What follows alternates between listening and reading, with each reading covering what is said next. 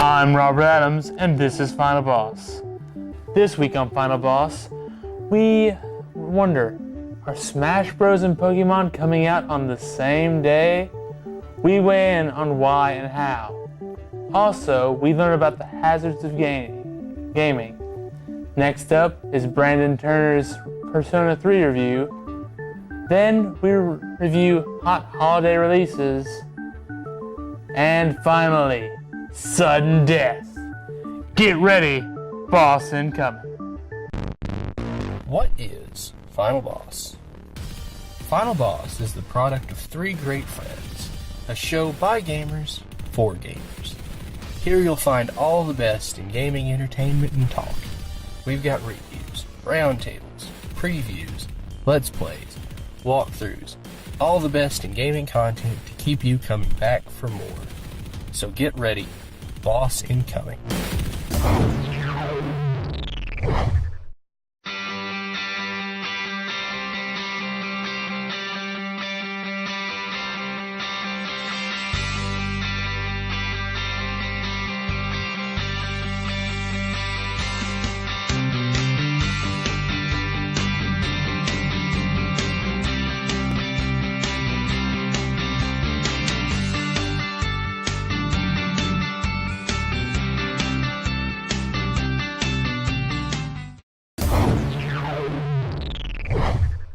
I'm Robert Adams, And I'm Brandon Dixon. and this is your gaming news. The ESRB rating system turned 20 years old today. The ESRB rating system was established in 1994 and was not actually in law. It was just a bunch of organizations that decided this would be better so they wouldn't have to face the court system. Now, they first issued some of their ratings in September 16th of 1994. Some of the games of that ratings included Doom for the Sega 32X, and that was rated M for mature. Go figure. Also, Pitfall: The Mayan Adventure, which was rated T for teen, as well as Sonic Triple Trouble, which was rated K through A. But now ESRB represents that with E and E10 and up. It's thanks to the ESRB rating system that we're able to monitor what our kids get today with their video games. Unless you let your kid buy whatever they want, and that kind of defeats the purpose of the system altogether. It's not the ESRB's fault, it's just bad parenting. Also in gaming news, Mojang has been bought by Microsoft for $2.5 billion. After this was announced on Monday, Marcus Notch Persons said that he was leaving the studio, leaving behind a note that stated the following, that he never really saw himself as a real game developer, and he thanked everyone for making Minecraft the hit it is today. We'll miss you, Notch. You've changed the gaming community forever. I'm Robert Adams. And I'm Brandon Dixon, and this was your gaming news.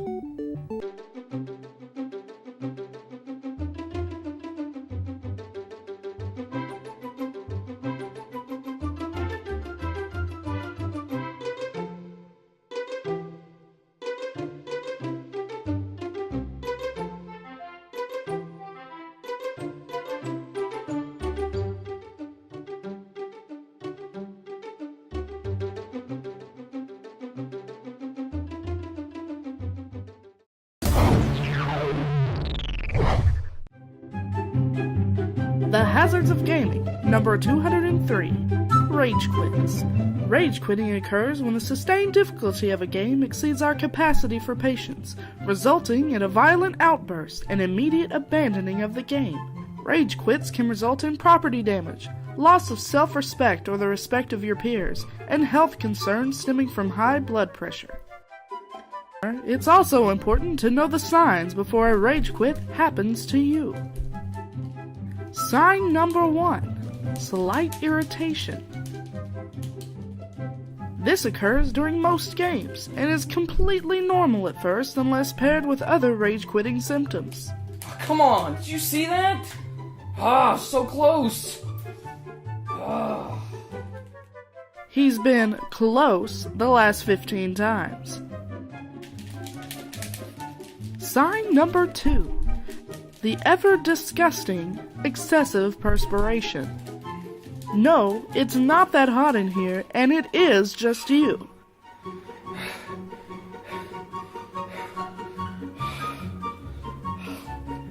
Is it hot in here or is it just me? Ugh. Can you guys open up a window or something? It's... Ugh. Ew. Sign number 3. Throwing the blame. Rage quitters are notorious for not taking the blame for their hardcore fails. No. I know. No, Sounds like no. someone close to you, right? Ugh. You got another controller? This one sucks. No, does it look like I have a controller? Well, you need to get a better one. Has anyone even got past this spot? No. Oh man, this is the worst game in existence. There's gotta be a glitch or something in this game, man. This is ridiculous. You got any better controller than this? This is a piece of crap. No means no, it's my choice. Oh, whatever. Go ahead and do yourself a favor. Own up to getting owned. No one's gonna think less of you. Unless, of course, they do. Sign number 4. Excessive profanity. Okay, let's admit, there's a lot of sailors in the world of gaming today. But rage quits almost always take it up another level past what's considered normal nowadays. This can fall into 2 categories depending on the gamer. Utterly hilarious, or call the cops, I want my mom. Oh no, no, no, no, no, no, no, no, no, no, no! Why? Son of a I was there! Oh, now I gotta do it all over again! God! Okay, you get the picture. Does anyone have any soap? No! Alright, this is it. The metaphorical crap has hit the fan. All of the signs have culminated to this point. This is it, folks. This is a moment of almost no return. You're feeling the overwhelming loss of control, and you're not gonna take it anymore. Here comes the yelling, the throwing, the abandonment of gaming morals. Maybe you should have just had a Snickers. Come on. Ah! Loud noises! Okay, so look at this guy. Not very attractive, am I right? Look at that controller. Where's it going? Is he putting it on a nice feather pillow? Is he respecting this holy monument to all that is gaming? Ow! Oh, Guess not. Whatever! guess no more Angry Birds for you. Okay, so the next time you're gaming and start to notice any of these symptoms, why don't you go ahead and take a break? It's not worth it, folks. This has been the Hazards of Gaming here on Final Boss. Remember to keep calm and game on.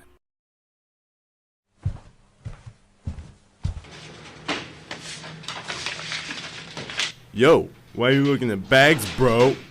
What you need is a chick magnet. You put me in the room and boom, chicks. That's what I'm talking about.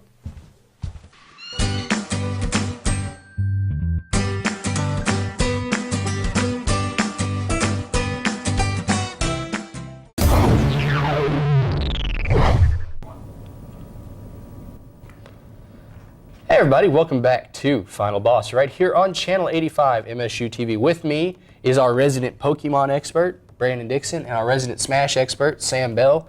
And we caught wind of a rumor, right? That's all it is a rumor. That Smash Brothers for the Wii U and Pokemon Alpha Sapphire and Omega Ruby will be releasing on the same day, November 21st of this year. Now, I don't know how everybody else feels about that, but to me that just seems like probably the worst marketing play that I've heard about in, I don't know, the history of man. Yeah, I definitely agree with you. You're going to have this big seller. It's definitely going to make a lot of money. And if you're going to take it with the Pokemon franchise, is always putting out a game every year, and you're going to compete with that, you're losing valuable times that you could use otherwise. Right, because you've only got so much money to spend. Right, Sam? Yep. And the thing is, let me just put things into perspective. Like the whole Smash for the Wii U coming out on November 21st. Fred Meyer, which is a retailer, okay, they put out a little flyer saying if you pre-order Smash for the Wii U, from them, they'll give you a $5 gift card to their store. And it even says on the card, the little flyer, the promotional flyer, that the date is subject to change, and almost undoubtedly it will. Right. I think a more realistic release time frame is probably after Pokemon. I think we'll get Pokemon first. I know, I'm sure you feel the same way. I kind of blazed through X and Y. It didn't pose much of a challenge to me. I was through it and ready for something else in pretty short order. So, Pokemon on November 21st. What do you think? Smash Brothers closer to the holidays, or will it be first quarter 2015? I'm not really sure. I mean, if they use November as their sale month for Pokemon, they could jump and you take entire month of December and just spam specials and great deals. You could buy a new Wii U and get Smash with it, and it'd be a bundle package, or you could get all kinds of awesome Wii U gear. What do you think, Sam? I'm feeling Smash for the Wii U coming out in December, like early December to mid-December, before Christmas, obviously. So a 1 or 2 week buffer with Pokemon just to kind of get people through it. They're playing it, and then, oh hey, here's what you really, here's our big console release for the holidays. Exactly. Because they won't want to miss that. That's tons of money. You would think they would want to have Wii U Smash Bros. Out before Black Friday, but I guess they're relying on the 3DS version of the game.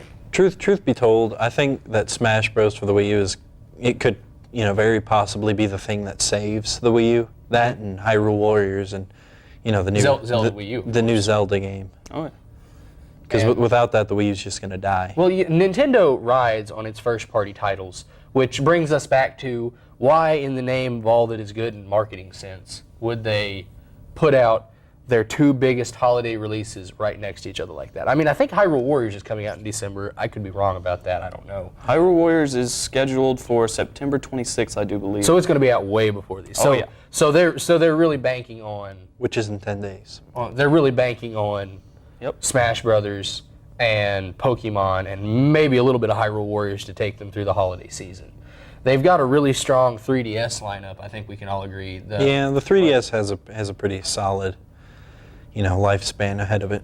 Well, I mean, we were playing the demo, the Smash Brothers demo before the show. Our own Brandon Turner. Thank you for that. Yeah, thanks for bringing that in for us. And I mean, I'm floored. It's good. I'm just for the record, Smash Bros. For the 3DS, the demo actually comes out for everybody this Friday. So we'll be talking about that a little bit more next week. But I think right now we can put it to bed. Smash Brothers and Pokemon not on the same day. Separate release dates, yes. Pokemon first, Smash Brothers next, right? And Smash Bros. Is going to be the better game. Okay, that's about all the time we have for this segment. I'm John, and here with me is Sam, our Smash expert, Brandon, our Pokemon expert. You're watching Final Boss right here on Channel 85, MSU TV.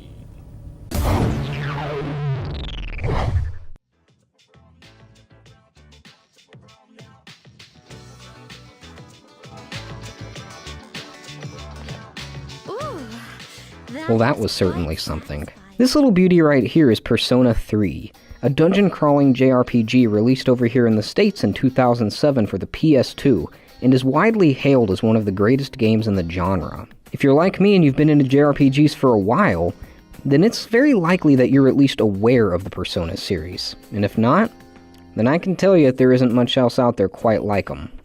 When our nameless protagonist with amazing hair transfers to Gekkoukan High School, things start getting a little weird.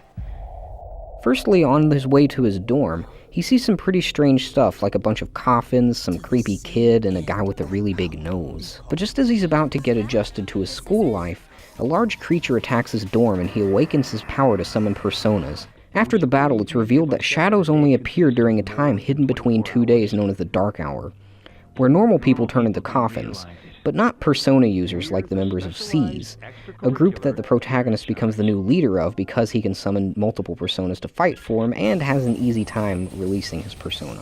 Over the next year, the group searches for the truth behind a large tower known as Tartarus that appears during the Dark Hour, and also a way to end the Dark Hour for good. Persona 3's story is very long and incredibly well written. It's filled with numerous surprising twists and a massive crescendo of action and emotion, and some of the most well-developed and lovable characters I've come across in any form of media.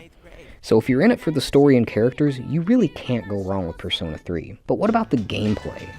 Well, as I mentioned before, there's nothing else out there quite like P3, and I mean it. Persona 3 masterfully fuses several different gameplay styles, with visual novel and dating sim-esque gameplay taking up the daytime portion, where you can run around the city, shop, drink coffee, and spend time with your friends to increase your social link level.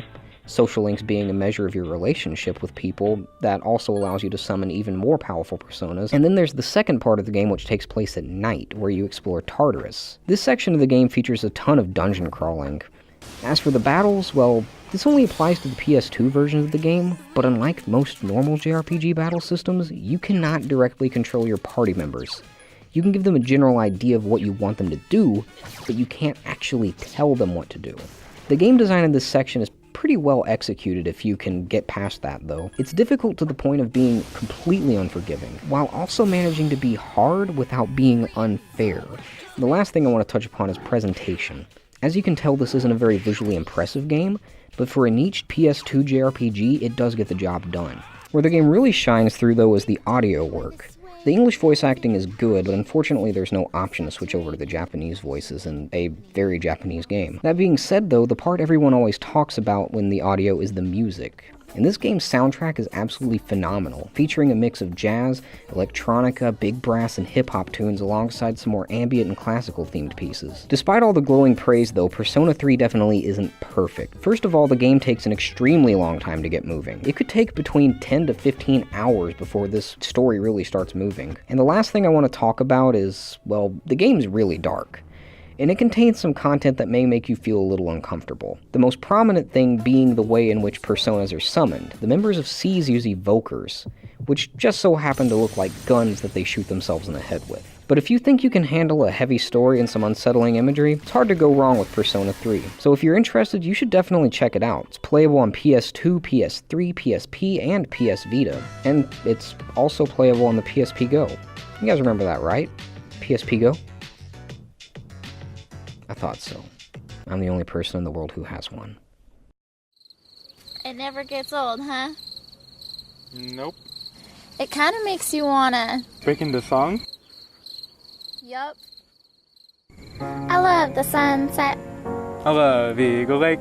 I love the forest. I love when eagles play. I love the campus! And all its sights and sounds. Boom-diada, boom-diada, boom-diada, boom-diada. I love philosophy. We love diversity. I love English. And all its weird words. I love the music. And all its melodies. Boom-diada, boom-diada. Boom-diada, boom-diada. I love fraternities. I love sororities. I love to draw things. And all the athletes. I love Moorhead. It's such a pretty place. Boom-diada, boom-diada, boom-diada, boom-diada, boom-diada, boom-diada, boom-diada, boom-diada. Hey everybody, welcome back to Final Boss, right here on Channel 85, MSU TV. Sam had to go, but that's okay. Nick's here to fill in for his spot. Switching gears though, to talk about something that's not Smash Brothers. I've been playing a lot of Diablo lately. It's like they put out the new patch last week, and I've been trying to get through some of the greater rifts and stuff like that. What have you guys been up to? Well, me personally, I've been what's blatantly obvious, Pokemon all the way. But this go round, instead of working on the Pokedex or catching stuff or working on getting shinies, which is a whole nother story, I've been trying to work on my competitive team because here recently I found other players that are actually willing to play. So I figured I would delve into the battling aspect of it, and it's kind of difficult because if you're looking for a good move, you have to literally go back in time through other previous generation main console games to get the moves you want, and then you've got to transfer everything and hope you have the right setup. So you have to use the Poke Transporter and all kinds of awful stuff? And the technology before it. That sounds bad. Been playing some Call of Duty Ghosts, getting back into that. Yeah, I know. I was over at Sam's the other day while you all were playing. Mr. lays in the floor with the shotgun here. Like, I mean, are you kidding me? Yeah. I mean, the thing that's good about playing with someone else is you can actually do some teamwork. You're not just doing the classic Call of Duty run and gun. I mean, we actually went into a building. Sam got a window, and I locked down the door until they threw a grenade under you. Yeah. So eventually, you're gonna get the angle. Yeah. Right. The first time you were like, I'm just gonna ignore that. And the guy runs in there and gets shotgun to the face. And the next time he wisens up and lands the grenade like right next to Nick's foot. I moved on from shotgun. I decided to try out the marksman class, which I had never tried anything from there. And it's actually pretty fun. You can change out your sight to one of them that's more viable for running or for actually going after long range targets. So it's pretty versatile. Actually, I'm liking it. What are you training right now? Right now I'm working on a Gyarados. It's kind of hard to pick the moveset because there's so many coverages you have to go with. My intention is to go with Earthquake because everyone loves a good Earthquake. That's a real that can really throw a curveball at some people, right? Oh, yeah. You bust out. They bring in an electric type to take out your Gyarados and they get Earthquaked. That'd be the end of it. The style I'm going for is kind of a bulky setup where he can take some hits, but then once he gets set up, he's ready to start sweeping through your teams. Oh no! So that's kind of the way I've been playing in Diablo too. I'm up to like Torment 4, which for those of you who don't know, the game has 10 difficulties, and Torment it goes from normal all the way up to Torment 6. So the exponentially increases like by a factor of 10 when you get to the highest difficulty. I'm just about there. My Crusader's running like 14 million toughness, which is a factor that it aggregates your armor, your health pool, and your resistance to magic damage and those things. It adds all of those up and comes up with this number. It's a pretty arbitrary number, really. Larger is better. Starting level 70 character, that's a max level character, would have probably 5 million or something. So my armor set's pretty refined at this point. I've probably got about a 10 toughness. About a 10 toughness. Oh yeah. I play Diablo kind of off and on. I mean, if I'm sitting around and I don't have my console around me, I'll play some Diablo. I like some Witch Doctor, but I can't. I'm not someone who can just sit and play it for some long amount of time. See, I couldn't. It comes and goes, but with the new patch, I've been really pleased with how they've improved the solo experience and kind of taken away the dependence on trading things with other players. And now you can go out and find stuff for yourself, which is an immensely rewarding thing. What other Pokemon are you looking to add to your team? I currently have Mamoswine set up. He's my favorite. He's a beast. I just use priority I know he's so moves. good, but it's one of those underdog Pokemon. Exactly. It's not a pseudo legendary. It's not something super cool. It's a Mamoswine. Hey, he is super cool, and because he's an ice type. Right? Well, that and it's just everybody's expecting these big powerful dragons, and Mamoswine's like, nope, not having none of that. So it's great to have him on my team. Well, that's about all the time we got for this segment. Thanks, Nick. Thanks, Brandon. We'll be back with Sudden Death right here on Final Boss, Channel 85, MSU TV. Thanks for watching.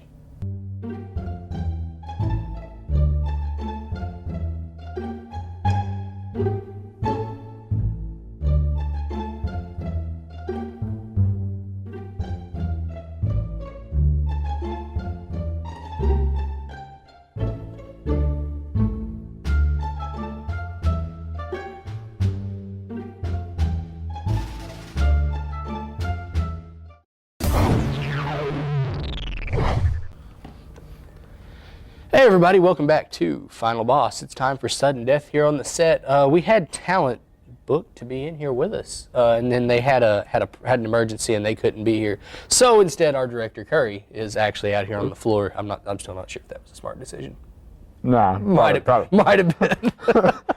We're both out here playing games. Yeah. Remember, if you want to be on Sudden Death, and we're going to be giving away a lot of great stuff to our non-staff member contestants, thanks to our sponsors, you need to go to facebook.com/DecuterGaming or tweet @TheMiniNinja and just let us know, and we'll get you on the show. That rhymed. It wasn't supposed to rhyme, but it did rhyme. It rhymed. It was a good rhyme. Today, Curry and I are going to be playing Halo 4. Yeah. Yeah. And I haven't played this game since it actually launched. I bought it when it launched. Oh, you started on me, didn't you? Oh, I just wanted to get a head start. Let's go. Let's go. It's game time. Let's go. You ready? Yeah, totally ready. All right. Oh God, I'm on the bottom. Are you? This is. I didn't even check. I'm player 2. You are player 2? Oh no. Oh yeah. How long, What, does you- how long does this thing take to load? It's Nah. usually a few seconds. I'm blue team. Infinity Slayer. Go blue. Go blue. I don't remember any of this. I haven't played this game in so long. This is gonna be so bad. Oh We're gonna try man. it. I don't even remember the controls. Ah. Oh no. Wow, I have like a phantasm thing. Oh, you have a. Man. I haven't played this game in forever. Oh, that's good.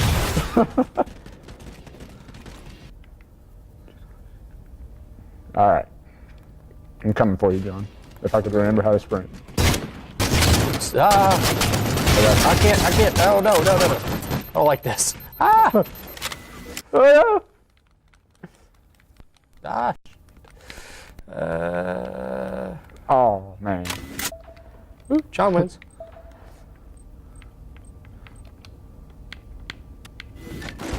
There we go. Yeah. Oh, now we're in business. There's a respawn now button.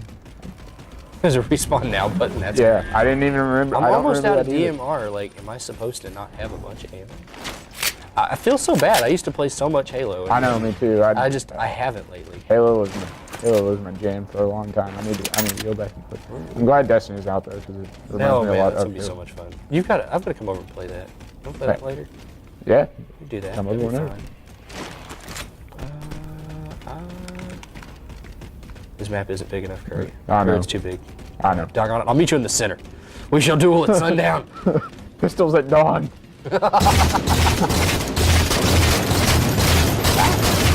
Shoot me the button. Stop that. Oh, I got you good this time. Oh, man, you were almost done. Okay, that is not how this game is played. Get Good, back. good, Get good. That's how it's back gonna end. here. Oh, hold.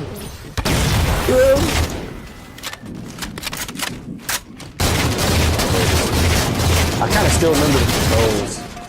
I still don't remember how to run it. Ah! Oh, man. You gotta push out this one. What, this? That's kind of That's what's up. Dude.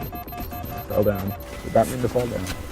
You're still Oh, it's X. I found the run button. Don't worry. He found the run button. He found the run. Oh, he's done. That's easy.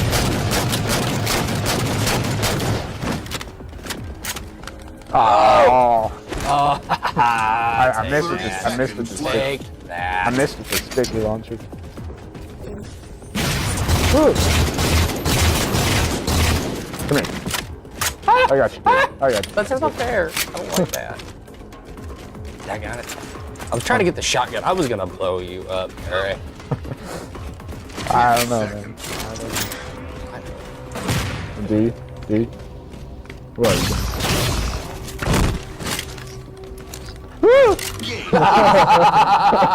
I told you I was gonna blow you. What? Oh, we tied. That's. That was I'll have sooner to- than I thought it was gonna be. Was that really a 3-minute game? That was a 3-minute game. We'll have to continue this later. Play again. Yeah, we gotta. I guess that's all the time we've got for Sudden Death right now, though. Remember, if you want to be on Sudden Death, go to facebook.com/DecularGaming or tweet @TheMiniNinja, and we'll get you right here up on the show. We'll be right back, right here on Channel 85, MSU TV. Thanks for watching.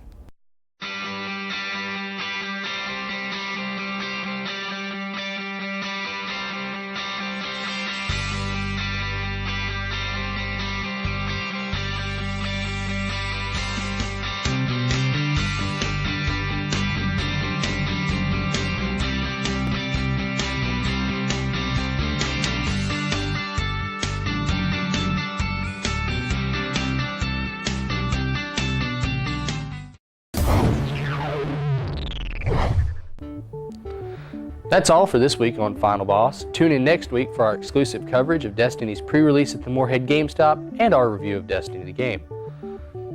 This week we had a lot of fun. Curry and I played Halo. We learned about the hazards of gaming from Jessica. Brandon Turner gave us his Persona 3 review. Just, again, so many good things go into a single episode of Final Boss. Make sure you don't miss a single one.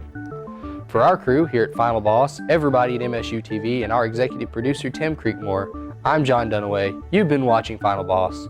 Thanks, and we'll see you next time.